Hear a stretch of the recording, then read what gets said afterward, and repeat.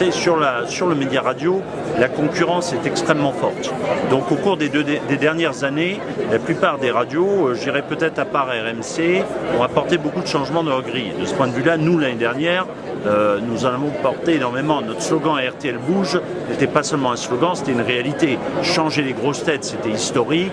Une nouvelle matinale avec Calvi, c'était un changement considérable. Il se trouve, vous le savez, que ces changements ont été très rapidement et tout au long de la saison extrêmement positifs, puisqu'on a renforcé notre leadership, on a creusé l'écart avec nos concurrents.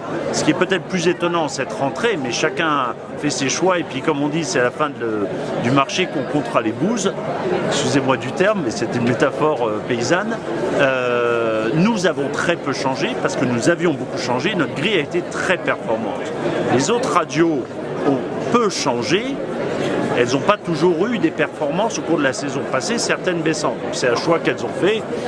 Je ne sais pas si j'aurais fait ce choix, mais je ne vais pas me mettre à leur place. En tout cas, ce choix ne me pose pas de problème.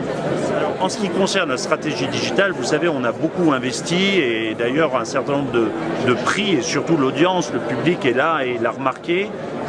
Prenons un exemple, je sais que telle ou telle radio dit j'ai un temps d'avance et je suis leader sur le numérique.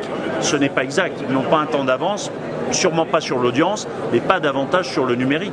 Puisque si on prend l'exemple des sites d'info, RTL est régulièrement dans le top 20 des sites d'actualité, là où nos concurrents ne sont pas dans le top 20. Et si on prend l'exemple d'Europe 1, ils ont annoncé il y a 1 ou 2 ans qu'ils avaient le projet d'être dans le top 5. Aujourd'hui, je crois qu'ils ne sont pas dans le top 20.